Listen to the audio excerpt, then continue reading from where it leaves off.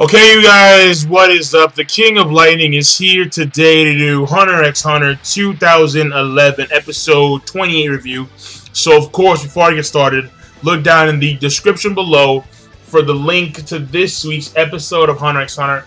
And, of course, a little disclaimer, no Japanese company, corporation, or network has any claim to this video. The thumbnail is an original photo which belongs to no Japanese company, corporation, or network. The visuals are me. They do not own me. And the audio is me speaking over a soundtrack or a homemade soundtrack. They do not own my voice. This video follows the rules, guidelines, and regulations provided and set by Google/YouTube. Now, that being said, this week's episode of Hunter x Hunter. Okay. A lot of talking. Exposition up the wazoo. But it's important because the main function of this episode, when it came to the exposition, was the progression of the story at hand. And now we have the main crew, Gon, Killua, Kite, and Kite's boys, Spin, the cooking guy, and so on and so forth, all of them.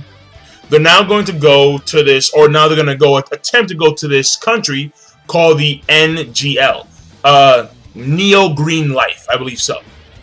And the NGL is a part of this country union on the southernmost island of the southern end of the European continent. I believe it's called the European continent. I believe so, yeah. And basically, the NGL is a part of this country called the Mitane Union. And the Mitane Union is basically like, it comprises of like 5 countries. But the NGL, this is a country in which they discard any technology whatsoever, and they rely solely on the land at hand. And so the whole entire thing about Kite and his situation and his idea, his plan, his assumption was that the Chimera Ant Queen's arm was located on like the southern end of the European continent, right? And I'm gonna say European because I believe it is European. I could be wrong, but whatever, fuck it, I don't care. And so that's not a big deal, right? What is a big deal is obviously the NGL. Duh, no shit. But given the maritime currents 10 days ago, before the arm was even at the beach shore, they saw that it kind of coincided with the currents that passed by the NGL. So even though there is possibly like a fleet of Chimera ants that each exceed over 2 meters, because the queen herself is over 2 meters, like big ass bugs, then there should be some sighting or news report based on this. However, there's not. And the reason why there's not is because, and Kite's assumption, his very good assumption, his very accurate assumption, is that because the base of the Chimera Ant Queen is located in the NGL, where they refuse, I mean, like, these people are insane. Like, they literally execute motherfuckers for bringing in cameras. They head off, execute, fuck you. And so they're very serious about their pro-green, pro-life way of living. And this is very, obviously important because that's where we're going to go right now. So that's the reason why that's the reason why they haven't had any information about the Chimera ants on the net yet. Because when you think about it, there would be reports about, hey, there was like a swarm of these giant, big-ass bugs flying over my town. And they captured and took people. They would be reporting that in like a heartbeat had they had interconnection. So because they're like on some Stone Age shit, okay, fine, fair enough. So that's why they need to go in there and check it themselves. And we all know that the Hunter license grants you access to a wide variety of countries. I think it was like, I want to say it was like 95 or 99% of countries that you're allowed into with the Hunter license that normally people are banned from, but you can get in there because you're a hunter. So, I mean, is the NGL one of those countries that you can't get into? We'll find out. We'll see. Now, but that's where we're going right now.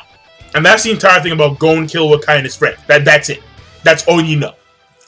But the main focus was, of course, the Chimera ants themselves. And seeing the progression of the entire species. It's not just individuals, but it's the entire species at hand, especially those who have been given the direct genome from humans. And these are normally the commanders or the captains. Yeah, captains. Captains or commanders. I forgot which one it was. Either way. Squadron leader. Yeah, squad leaders. There you go, squad leaders. Yeah. Because they have the human traits in them. And seeing them progress as they develop. Like, when the episode started off, they couldn't actually speak, like, physically. Like, they could communicate telepathically with one another. And then as the episode goes even further, they can start speaking, like, directly. And then we see the commanders talking amongst each other. One of the commanders is actually like a penguin guy. He actually is reading books and he's learning about, humans through literature and so on and so forth. The older turtle guy, he actually confronted a resistance that was in the NGL, and that's one thing I need to get to. But and then how he explains about to the Queen how like there is a resistance they have a functioning military just like ourselves, and we need to make precautions for that. And thus, I recommend that we strengthen our own defenses in the castle. She's like, go ahead, fine. I need to focus on making the king. I need to focus on, giving birth to the king, which she's going to do like right now. And she demands 50 humans a day. That is a voracious appetite. That is a voracious appetite. And at the same time, the turtle guy also asks for the name. Like, because he wants, because since he knows that these humans signify and identify each other via names, since the Chimera ants don't have that name concept, they're like, well, why not? Let's have a name concept so we can identify ourselves. And then the Chimera Queen, being very intelligent, she sees how eating humans has affected her squadron leaders and her subordinates. How now they have such a strong sense of identity. It creates competition, and thus even more loyalty and even more. Well, I guess the word is actually, what is the word? Either way, because my mind right now is not really, fuck it. I forgot the name. Basically, it's creating the structure of the military right now is actually much better. Of the Chimera military is actually much better because of the fact that the human genome, which inspires the urge of competition amongst one another, and the name, which brings individuality into the whole entire equation, actually helps this even further. And when you spur the competition further, then you spur the drive to complete missions and the will to serve the Queen even more loyally, even further. So I mean, it's the whole entire concept, which she catches on very quickly at the end of the episode. The exact terminology escapes me, but that's pretty much what it was in a nutshell. Yeah, pretty much. So that's good. Yeah, because when we see character development, normally it's in individuals or maybe a few, like 2 or 3 guys, but we're seeing an entire group being developed as they continue on the path of serving the Queen, trying to breed the king, and trying to take over the world in a nutshell. So that's, yeah, I like that a lot, because like these creatures literally started from like they were nothing, like they were just walking around mindlessly, following the Queen's orders. And then when you incorporate the human genome, all of a sudden everything just changes. Everything changes. So that's good. That was very good. Very good job. Now the whole entire thing about the military and like the guys fighting against the the gunmen, I'm not too sure if that's filler or not.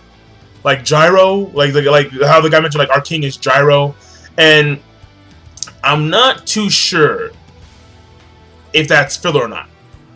But and that includes the whole entire drug concept. And apparently there's this drug, right? And here's one of the things that is very ominous about the NGL. Apparently, in the Mitanei Empire, in the Mitanei Union, the Mitanei Union distributes like this very powerful drug called the DA, like the DA drug, right? And then a majority of the plants that this drug stems from come from the NGL. So, and in fact, that's, yeah, so basically, like, that's also very ominous because it does show that there is an already established power in the NGL. Even though this established power may not be the government itself, it is still an established power. And it appears to be some kind of a drug cartel. And they see that these creatures, that these insects, are a threat to not only themselves, but to the people that they give business to. Oh, gotta take them out. They're a threat. Kill them. And that's what the guy was like, boss says, kill all the insects. Kill all these big-ass bugs. So that's what they're doing. Now, oh yeah, and one last thing before I go. Because the episode overall is going to get good. It was a good episode. Mainly because of the fact that, one, there is good story progression. Number two, the group development of the entire Chimera ants. Well, no, I can't say the species because there's other, because according to anime, there's like small Chimera ants. So it's like, okay. But when it comes to this particular section of Chimera ants, seeing their entire group develop is a huge plus. That is a huge plus. So not only is there character group progression on a grand scale, but also there is good story progression as well. But the pacing was a little bit rushed when it came to that, because like 1 second we see them, and like apparently a few days have already passed. Because when you take a look at the woman who had her 2 sons get eaten by the Chimera Queen, well, you know, I mean her 2 children being eaten by the Chimera Queen, according to one lady, like a few days had passed. So the pacing wasn't really that great at all. But the animation was on point as usual, and so overall, I'll give it a good rating. But another thing that we need to keep in mind is that apparently a guy that we haven't seen in a long ass time, it's like 2 other hunters. It's this girl who we've seen before in the hunter exam, Poke. I believe her name is Poke, like the girl with the really big hat, the one who's in the cave with that guy with the snakes, her. And then it's Poke, who is the one of the guys who actually completed the hunter exam during the exam where Hisoka and Gon was. And he's like a magical beast hunter, and of course he's very intrigued about the situation at hand, because apparently the other 2 hunters that he's with, they got intel about how, well, one of the guys there who was going to investigate the whole entire drug cartel thing wound up running into magical big ass bugs before he died. So, and when they got the audio, he's like, you know what, I need to go. But I don't think Poke was even there, to be honest. Like the girl, I don't think she, Ponzo. Yeah, I don't think. Yeah, she wasn't there in the manga. I don't think so. No. Yeah, I don't think so. I really don't. But I mean, whatever. It's not a big deal. I don't see her getting into it. As long as she's not in the NGL, I have no problem with it. To be honest, I really don't.